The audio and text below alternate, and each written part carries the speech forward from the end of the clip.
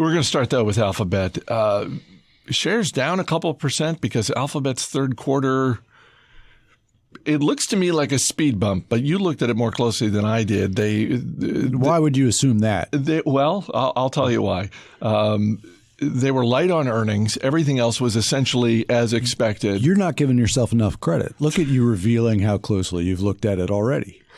I don't want for 1 second for anyone listening to this podcast to think for 1 second that I'm an analyst.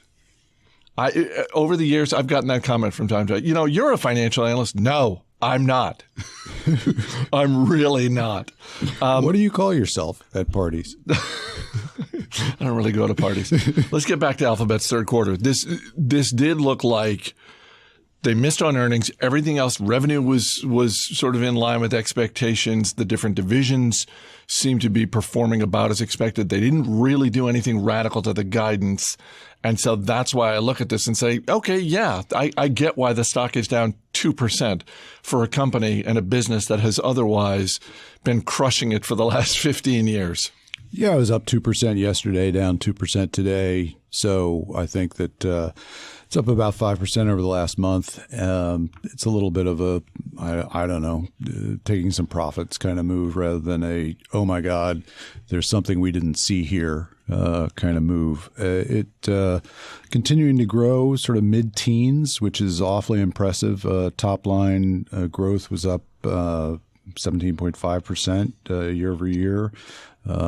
So, it continues to be an incredibly large company growing faster than you could really have hoped for. Well, one way the companies grow is through acquisition, and shares of Fitbit are up 30% since Monday morning on reports that both Fitbit and Alphabet are not commenting on, that Alphabet is going to buy Fitbit. Ruth Porat, the CFO at Alphabet, was asked about this and declined to comment.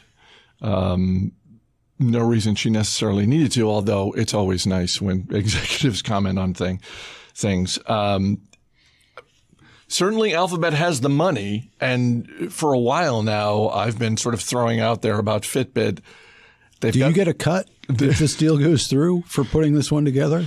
I don't like to comment on that. I'm like pulling a Porat. Yeah, like Ruth Porat. I'm going to decline comment on that. No, I mean, Fitbit has some level of brand equity. There's a basic interface that has led to some level of success. There is some value to Fitbit. For a couple of years now, it has looked like at the right price, someone with deep pockets would come along and make them some type of offer. And if the reports from Reuters and other news agencies are to be believed, that has happened, and it just hasn't been formalized and announced yet. Yeah, I think that it makes sense on the level of Google being a sort of serial acquirer of ways to developer, first of all, but also acquire ways to get personalized data and then monetize it. And Fitbit is in the business of collecting personalized data on you. Ever used one? A Fitbit? No. Yeah. Well, if you did, then there would be all sorts of data about you captured. And the question is whether you want Google to capture it. You do, because you're an advisor on this one. And therefore, you've got a stake in it, or at least you've got some mental stake in it. Like, I suggested this, therefore it must be a good idea. Look, any reports of my having dinner with Fitbit executives earlier this year and then later in the year executives of Alphabet, those are rumors, and I'm not going to comment on them. Well, so if Fitbit goes this direction, and as you say, Google's certainly got the money to do it. They put a fair amount of money in the last quarter to share buybacks, which is, in a sense, the absence of an idea of what to do with your money. And they are not typically, running out of ideas.